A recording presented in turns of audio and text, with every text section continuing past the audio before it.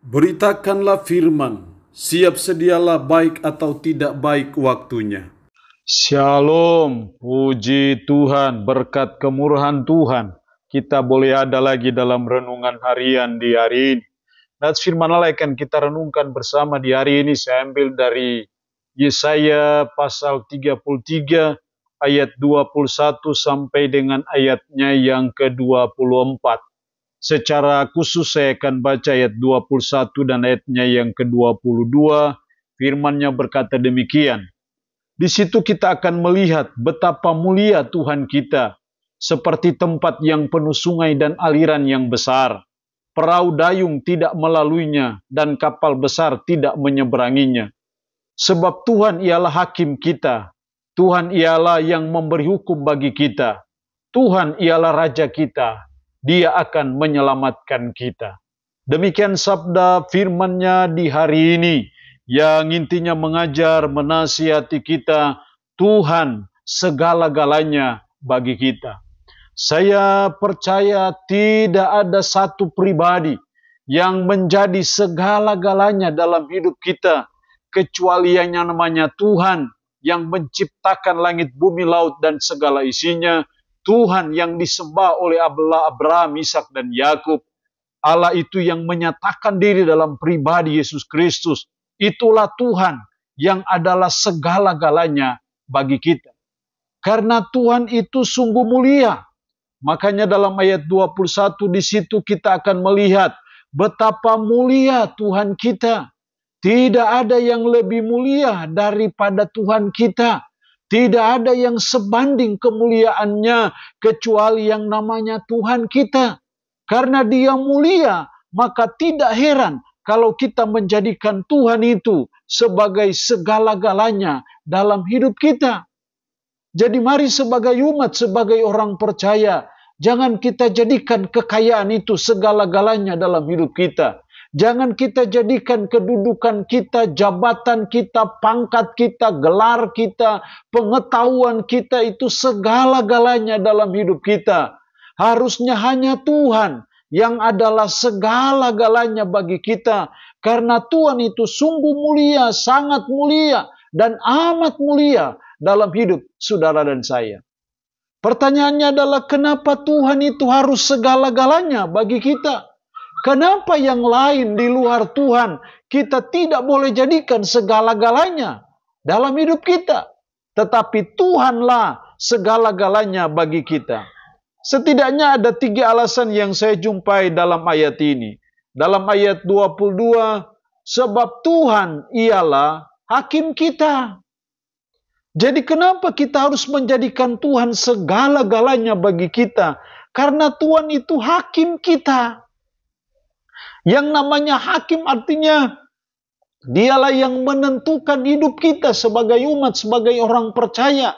Dia sebagai hakim yang akan menentukan kita ke surga atau ke neraka. Dialah hakim. Dialah yang akan menghakimi kita apakah kita salah atau benarkah. Tuhanlah yang menjadi hakim kita. Bukan yang lain, bukan siapa-siapa.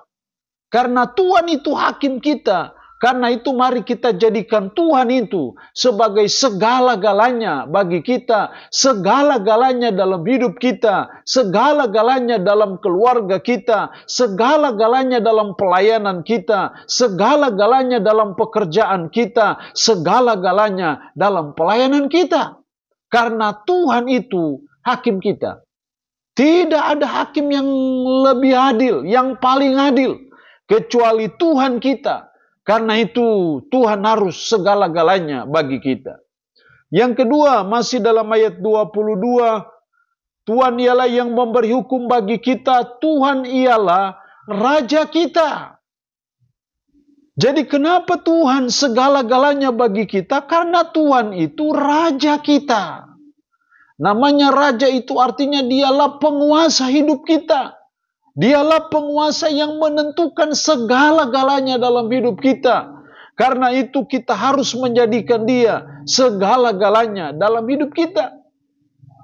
Jadi kenapa Tuhan harus segala-galanya bagi kita? Alasan yang kedua, karena Tuhan itu adalah Raja kita. Tidak ada Raja yang lain. Kalau kita bicara sebagai raja itu berarti bahwa dia punya kekuasaan atas seluruh hidup kita. Dari sejak kita lahir sampai kita mati, dialah yang menjadi raja kita, yang menentukan segala hal, banyak hal dalam hidup kita. Karena itu Tuhan harus segala-galanya bagi kita. Itu berarti pertanyaan koreksi bagi kita adalah siapa yang menjadi segala-galanya bagi kita dalam hidup ini? Apakah jabatan kita, kedudukan kita, uang kita, gelar kita, pengetahuan kita? Mari kita singkirkan itu dan kita ganti dengan Tuhan segala-galanya bagi kita. Karena Tuhan itu adalah Raja kita. Yang ketiga, Tuhan bukan hanya sebagai hakim kita, Raja kita. Tapi ayatnya yang terakhir dalam ayat 2 bagian terakhir, Dia akan menyelamatkan kita. Dia akan menyelamatkan kita, yaitu Tuhan. Jadi kenapa Tuhan segala-galanya bagi kita? Karena Tuhan itu, yang ketiga adalah karena Tuhan itu penyelamat kita. Tidak ada penyelamat yang lain kecuali Allah yang menciptakan alam semesta itu. Allah yang menciptakan alam semesta itu adalah Allah yang disembah oleh Allah Abraham, Ishak, dan Yakub. Allah yang disembah oleh Allah Abraham, Ishak, dan Yakub itu, Allah itu menyatakan diri dalam pribadi Yesus Kristus. Dialah segala-galanya bagi kita. Karena dialah penyelamat kita dan tidak ada penyelamat kita. Makanya ketika kita dalam konteks perjanjian baru, Yesus Kristus disebut ataupun seringkali diberi gelar juru selamat.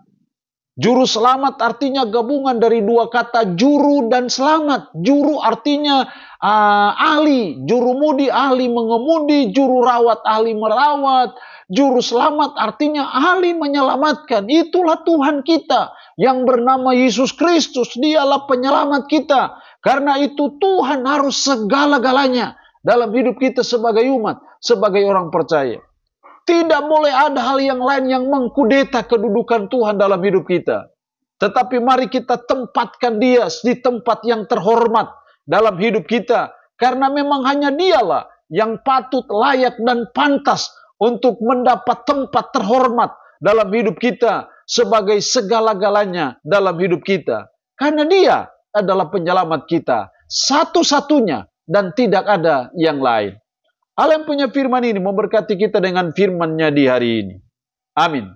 Mari kita berdoa. Puji syukur untuk kebenaran firman-Mu hari ini, yang mengajar dan menasihati kami. Tuhan segala-galanya bagi kami. Karena Tuhan itu hakim kami. Karena Tuhan itu adalah Raja kami. Karena Tuhan itu adalah penyelamat kami.